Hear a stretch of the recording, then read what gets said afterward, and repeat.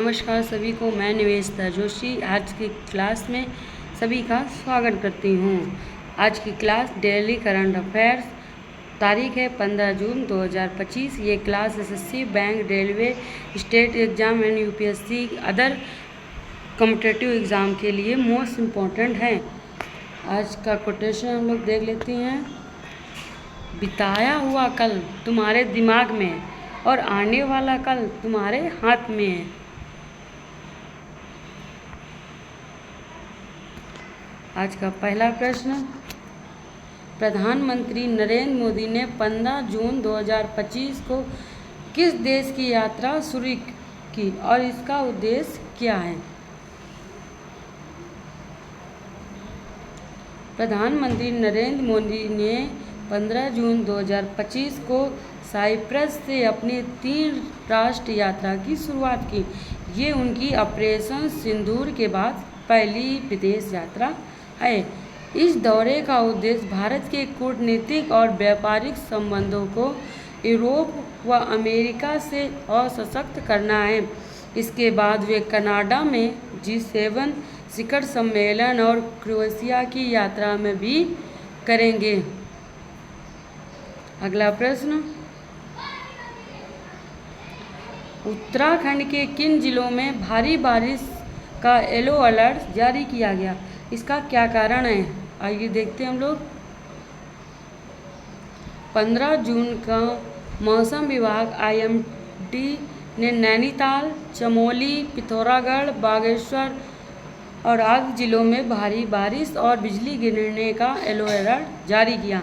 ये अलर्ट हिमालयी क्षेत्र में समय से पहले सक्रिय हुए मानसून और पश्चिमी विक्षोभ के कारण दिया गया है। इससे पहाड़ी क्षेत्रों में भूस्खलन की संभावना भी जताई गई है। अगला प्रश्न देख लेते हैं हम लोग। राजस्थान सरकार ने पुलिस विभाग में भाषा सुधार के लिए क्या निर्णय लिया है?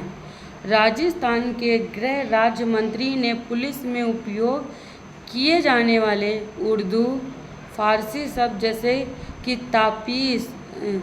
तफ्तीश, गिरफ्त, चालान आदि को हटाकर सरल हिंदी शब्दों जैसे कि जांच, गिरफ्तारी, प्रस्तुतिकरण को अपनाने का निर्देश दिया है।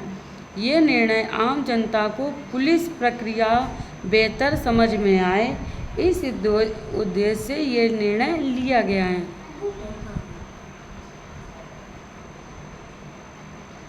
अगला प्रश्न, असम क्रिकेट संघ ने जून जुलाई में अपनी टीमों को किन देशों के दौरे पर भेजने की घोषणा की और क्यों की?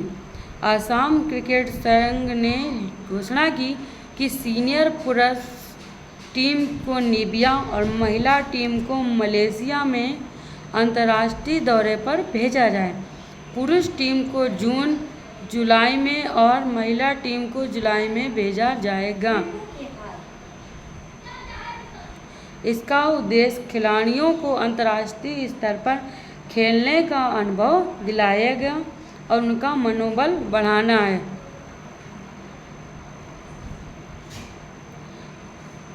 ईरान ने 13 से 14 जून 2025 को किस देश पर हमला किया और इसका क्या परिणाम रहा? ईरान ने इजराइल पर 13 से 14 जून को रात को एक बड़ा हमला किया, जिसमें लगभग 150 बैलिस्टिक मिसाइल, 150 से अधिक ड्रोन का उपयोग किया। इस हमले में इजराइल के सैन्य अड्डों का निशाना बनाया गया।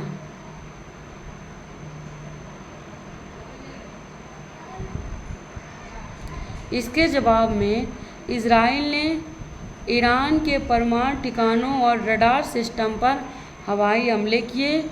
इस संघर्ष के कारण नागरिक मारे गए और वैश्विक बाजार में कच्चे तेल और सोने के कीमतों में उछाल आया।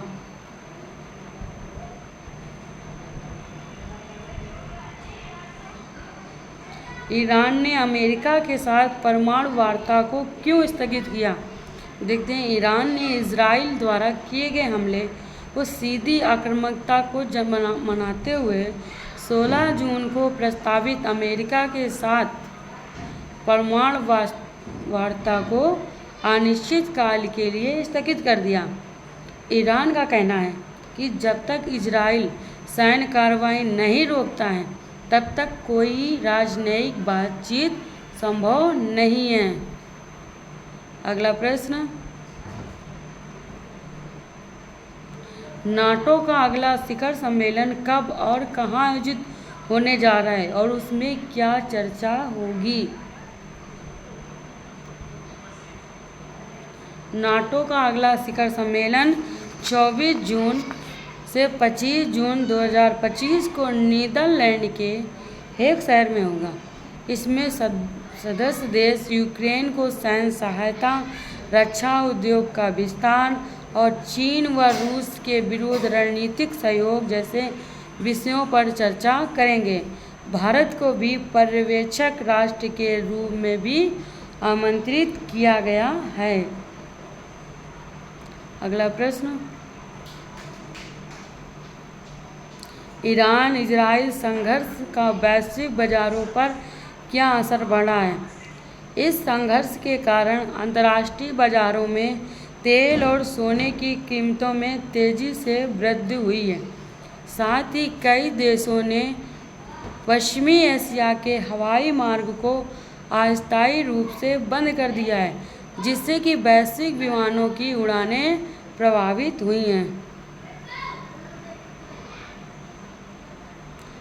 15 जून को कौन सा विशेष दिवस मनाया गया और इसका महत्व है? 15 जून को विश्व भर में फादर्स डे मनाया गया। ये हर साल जून के तीसरे रविवार को मनाया जाता है।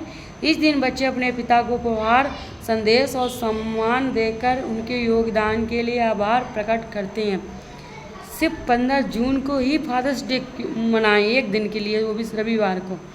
साल के 365 दिन होते हैं, तो क्या 365 दिन बच्चों का कर्तव्य नहीं है जो अपने माँ बाप की सेवा करें और माँ बाप का सम्मान करें, उन्हें गिफ्ट उपहार दें? सिर्फ एक दिन गिफ्ट उपहार दे के बस सम्मान, बस उतना हो गया, फादर्स डे बन गया?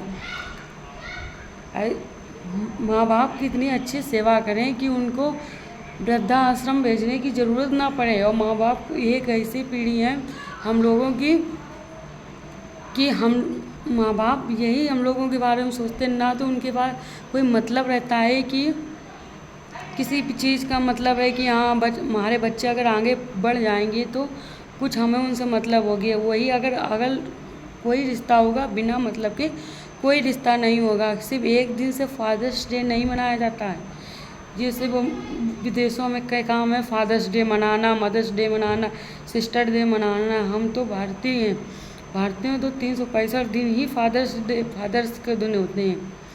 इसलिए हमेशा याद रखें कि माँ बाप का हमेशा सम्मान रखें, सम्मान करें और उनको हर समय साथ दें।